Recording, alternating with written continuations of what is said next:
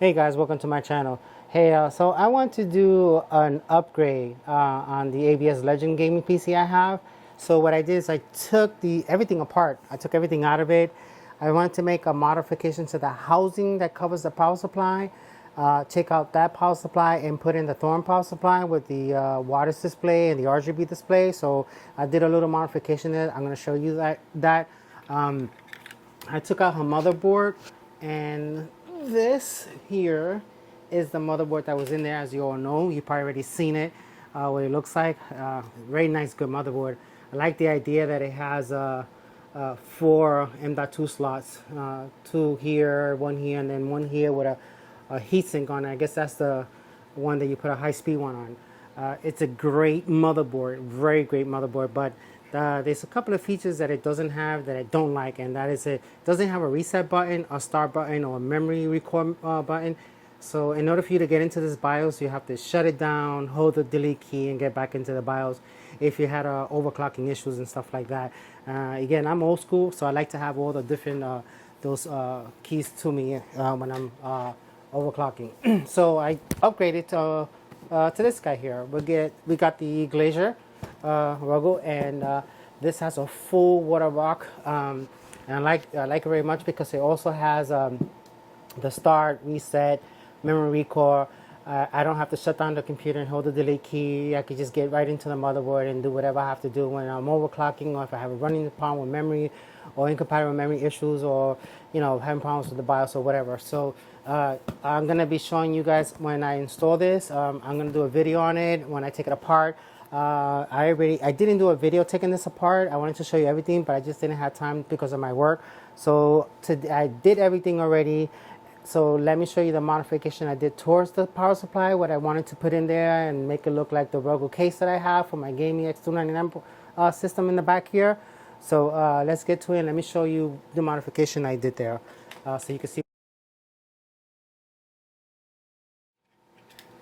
Okay, so let me show you the modification I did. So I took out the housing where the power supply was. I did this nice cut here. And I am putting a piece of fiberglass on the back side of it so we could finish it off. I already made the hose so that we could mount this. So it's going to look something like this when it's done. You get in there, it's going to look something like this. It's going to have the fiberglass, and then it's going to show the RGB on the Thorn power supply, plus it's going to show the wattage. Yeah. So let me show you my Thorn power supply. It's already in the case. I hope you guys can see this. So it's in here already, and basically we're going to be doing this. So let's pretend that the fiberglass is already there, and we're going to be mounting this back in there to the original position that was in. This is the back plate that covers the cables and all that in the back. Of course, that's going to go somewhere like that. And we're going to be putting this in something like this. We'll put this back in the position here like this. We can get it in there. Yeah, you probably see two different shades of color here, and that is because I was thinking of doing this fully gloss, but I did not. So I tried three different colors. So I tried gloss here, black here, and a light dark here. I just want to see which one would be better. I think the full gloss just for this section area, because the video card is going to be vertical up. So I'm not going to go the traditional way, because I'm going to have the pump here, and this is going to have a 360 radiator and a 240 here, so I need a little more room. So I figure I go vertical on the video card. Again, so this is what it's going to look like. It's going to actually show the wattage and the RGB of the Thorn case once I get this piece in there, which I haven't finished yet because I have to sand it down with these little pointy areas. And yeah, once that's done, I'll give you guys a good look and show you what it looks like. Yeah, I'm doing an upgrade. You're probably wondering why I'm doing the upgrade from the motherboard. Well, like I said before, I want to be able to reset the board, memory recall if I run into memory issues when I'm overclocking. I wanted to do a couple of things to it, a couple of modifications. I wanted to see how much RGB lighting, not too much, very little RGB lighting. I'm gonna stick with the original RGB fans that it came with for Conceer. They are 1500 RPMs. They're controlled by the command manager in the back. Yeah, like I was saying before, the battery went down the camera as I was filming. Anyway, so like I said, yeah, I wanted to do a couple of RGB lighting on it, see what it looks like, and I might change out the fans. I already checked those part numbers from Corsair. They are 1500 RPM, so I think they'll be enough to, enough to pull good air into the system. The 240s are 1400 RPMs, I think. That's be good enough for the processor. So I'm going to use the 240 rad up on top. Actually, it's a 280 rad for the motherboard, for the water block, the Glacial water block, the whole water block housing on the Glacial board. And for the video card, because it's a 3090 and that's going to pull a lot, I'm going to use the 360 to cool that down. I did a couple of tests on it, overclocking with the 280 rod and 240s, and I got 5.3 stable on boot with no problems. I run CNC software and stuff like that, so I tried my CAD software on it to see how it acts. Didn't give me no crash when I was running a long G code and it was processing it. I did one video render on it, a 4K for like, it was a 30-minute film. It rendered within 4 minutes to complete. It was pretty fast. And that's because I made a lot of editing on it. It would have been shorter, but I had a lot of different sections that I was putting on, stop and putting on and starting. Yeah, so this is the motherboard here from the old system. Again, this is a little housing, the fiberglass PCB that I'm going to be putting here to give it this nice synthetic look when it shows the Thorm. That's going to be in the inside. It's not going to be in the outside. So this will, I might put a little bit of RGB lighting on the corner. And what I mean on the corner, not on the plastic, but I'm gonna sand this down to get a nice and smooth, a nice surface finish. And I'm gonna put 3 RGB lighting so that it actually lights up, not the whole thing, but it lights up the edges of it. I don't know if you've ever seen fiberglass. When you actually polish this off or heat this up to get it nice and smooth like a glass, you put a little RGB lighting here and actually lights up this completely around, and then you put that inside. I'm attempting to do that tonight, sand this down and see, and test the RGB light and see what it looks like. Yeah, so again, like I said, you're probably wondering why there's 3 different phases of color painting here. I'm thinking of just going a full gloss black, and the only reason is because once I have the water block on the 3090, it has 3 RGB lighting. I wanted it to reflect off of it so that I don't have to put extra RGB lighting. I was thinking of putting 1 strip here, 1 strip up here. I don't have to put anything in the back. The power supply, the Thorm has some RGB lighting on the front of it by the display. But like I said, I'm going to sand this off real nice and smooth like a glass sign. And then I'm going to put like maybe a small strip here of 3 RGB lights. And that once I light that up, that's actually going to light up the surrounding of the this plexiglass here. And I think it's going to look good. I had that before on my old system, which is in the back there. It was really pretty nice. Again, yeah, so this is the motherboard. It's a nice board. I actually what I do is with this motherboard is I'm going to put it into another case. And my daughter does photography in her school, and she does basketball, so she asked me to put a little system together for her so she could run her 3 Fusion. She's actually taking an engineering class, so she uses 360 Fusion 360. So I'm gonna put that on here for her and set that up, and she'll have that as a nice machine with a nice 3080 on it, and she's gonna need to run a Fusion 360. Anyway, yeah. Once I put all this together, I'll keep in touch and put up some more videos with new stuff that's coming up. As you all know, the 690, the Z690 is coming out soon. November 4th, they're going to release the processor and some of the motherboards. I'm already on the list to get some of this stuff. I got in contact with ABS, and they told me that they'll send me the first system they're gonna get, and I'm hoping I'm gonna get that because I already purchased this big one from them, and now that I have credit and build up a relationship, they're gonna send me a complete system, so I'll be the first one to get one, hopefully. Once I get it, I'll also do a video on that, and we'll play with that bad boy. Check out my video on Windows 11 running Battlefield 5. It's awesome. I have it back here on my X299. I have 18 core, and I'm running a 3090 on there also. I'm getting massive, crazy frames per second, about 143 to almost 200 on some platforms. And I'm also running the Samsung G9 on there. I had the G7, I took it off. I got the G9 now. It's an awesome stream. If you got the money, get it.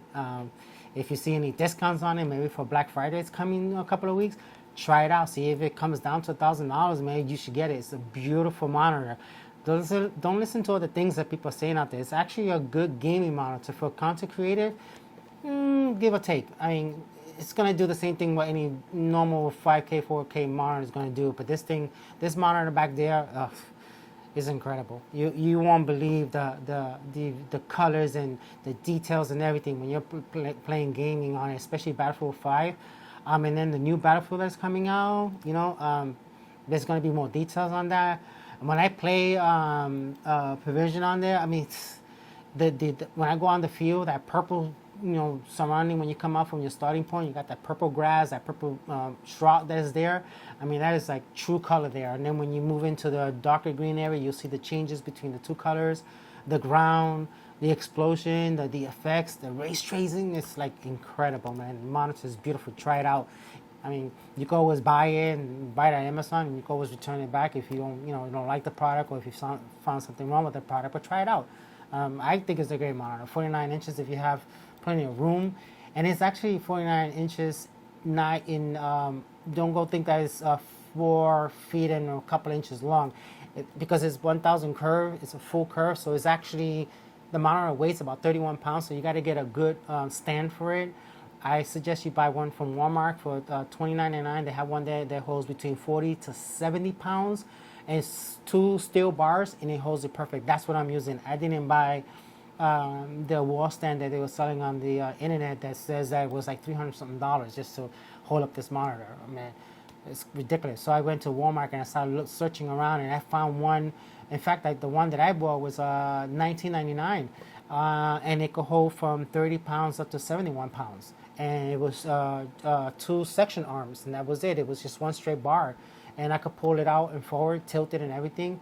And believe it or not, it holds very well. I mean, I wouldn't spend $300 for a stand. I mean, I'll go to Walmart and search. You'll find some good stand by Omni. They have some great stands that can hold up any type of monitor, and a very reasonable price. I think the most expensive one I saw was $149, but that was a forward tilt and turning, and so it comes, you mount it and it comes away from the wall an extra 2 feet out.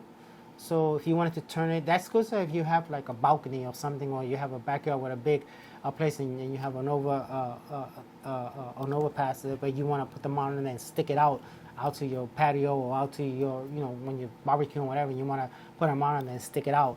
That's what's good. But I want to use that at home because it actually sticks out a long way. But it's a good stand for $149, not bad.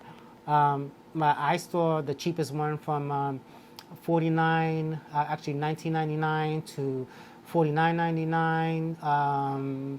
And I found the ones that was less expensive were the ones that could hold from 30 pounds to 71 pounds.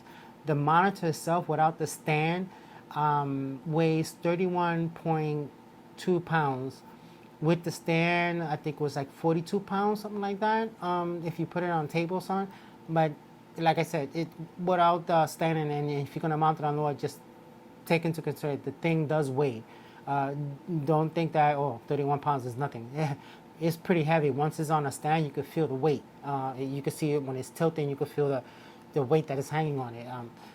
So be careful with it, because if you drop it, man, be ashamed to have it damaged that way. So be careful when mounting it. Anyway, yeah, I had the G37, was a nice, same ratio. It was less of a curve. actually, it was a deeper curve. The G7 was a much deeper curve, so it was killing my eyes. It's not a bad monitor. Also, it's very good. I wanted something. I saw a lot of reviews on the G9, and I loved it very much. So, try it out, guys. I mean, if you got the money, spend it. If you don't, you know, I don't know. See if one of your friends have one and go over there and try it out, because this is a beautiful monitor. You'll love it for gaming. Oh my god, in content creating, yeah, and when I do videos on it, oh my god, the detail is incredible. Anyway, so yeah, I'm gonna do my next video in a couple of days from now. I'm gonna show the once this section is complete, I'm gonna show you the mob that I did there, and then I'm going to do a video with the motherboard already in it, the Glacial. I probably would do the video showing putting the Glacial in and then doing the tubing for it. Or if I have enough time from my time of work, I might just put it all together, and before I actually do the final touch-up, I'll do a video and showing what I did and what it looks like inside. Yeah, I'm doing the upgrade because I like that Glacial board against this board. I mean, this board has like I said, it has 5 M.2s right on the motherboard. The Glacial has the same thing, but it has 5, and this has 4. Not that I'm going to use all of them, but I use RAID 0 for 2 M.2 2 terabytes, and that's where I load all my gamings on. One other terabyte that I use is for my videos and editing. Even though this is going to be my second gaming rig, but I also do, like I said, I do CNC, so I want a nice strong machine for my software that I use, and it requires a lot of heavy processor, a good video card for me to do my stuff. So I'm going to be using not only for the creative stuff that I do in my gaming, but I'm also going to use this for my CNC system. My true gaming system is in the back. It's my X299. I'm crazy with that machine. That's why I upgraded the monitor and put a 3090 in it, and I put Corsair Dominus 64s, 64 gigabytes. I mean, I've populated that board like there's no tomorrow. And that one is just specifically just gaming and YouTube. Then I have my Mac Pro 2018, a 28 core with 96 gigabytes of memory, and that has a 1 terabyte boot drive, and it has a 4 terabyte M.2, so 1 terabyte each. They both are RAID zeros, and I do all my videos that I do. I put it on my Mac and I render them there and everything, and then I shoot it to my Windows and upload it from there.